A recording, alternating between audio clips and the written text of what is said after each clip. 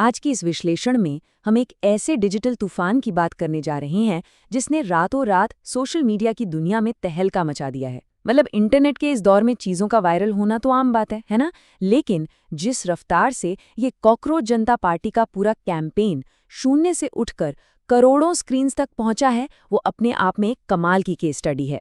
ये पूरी की पूरी कहानी मुख्य रूप से 3 चीज़ों के इर्द गिर्द घूमती है।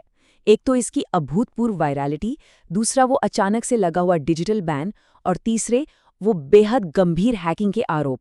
तो चलिए बिना किसी पक्षपात के सीधे तथ्यों के आधार पर इस पूरे घटनाक्रम की परतें खोलते हैं। अब जरा इस नंबर पे गौर कीजिए, 15 मिलियन यानी पूरे 1.5 करोड़। ये कोई छोटा मोटा आंकड़ा नहीं है, ये तो दुनिया के कई छोटे देशों की कुल आबादी से भी ज्यादा है।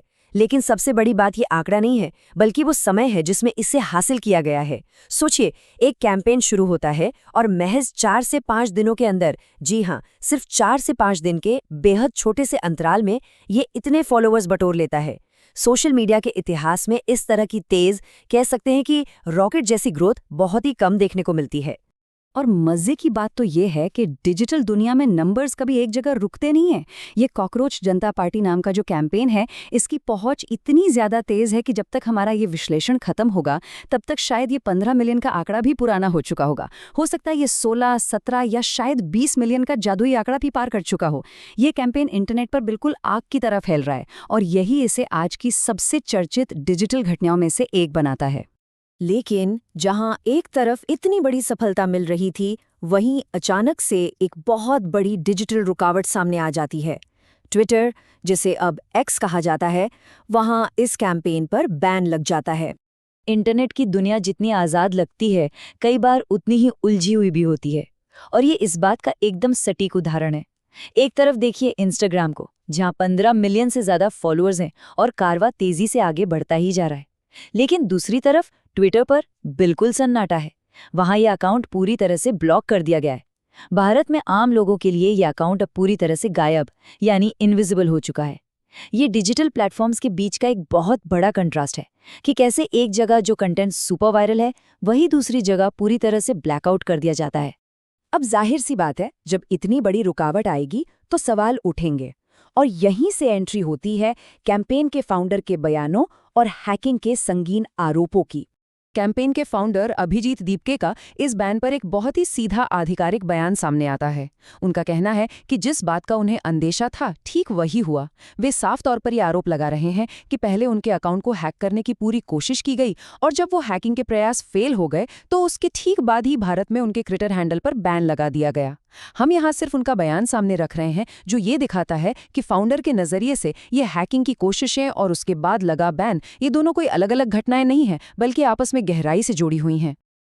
अपने इसी बयान के साथ दीपके ने लोगों से एक सीधा आह्वान भी किया। उन्होंने कहा कि लोग खुद ट्विटर पर जाएं और देखें कि असली स्थिति क्या है। और बात एकदम सच है, अगर आज भारत के भीतर से कोई भी इस आधिकारिक ट्विटर हैंडल को खोजने की कोशिश करता है तो वो अकाउंट मिलता ही नहीं है। वो भारतीय यूजर्स के लिए पूरी तरह से अदृश्य है।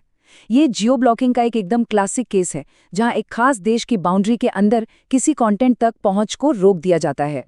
चलिए अब इस पूरे घटनाक्रम की टाइमलाइन को समझते हैं। इसकी रफ्तार सच में हैरान करने वाली है। पहले दिन एक नया कैंपेन लॉन्च होता है। सिर्फ चौथे दिन आते आते ये इंस्टाग्राम पर 15 मिलियन फॉलोअर्स का पहाड़ खड़ा कर देता है।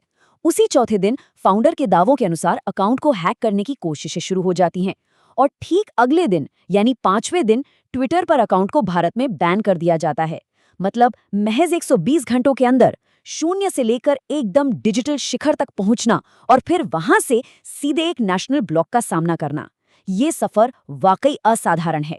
लेकिन कहानी 5वें दिन पर आकर खत्म नहीं होती है।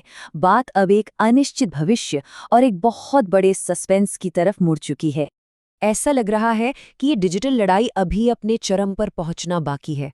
फाउंडर के पेज पर किए गए एक ताज़ा पोस्ट के मुताबिक खतरे के बादल अब इंस्टाग्राम अकाउंट पर भी मंडराने लगे हैं।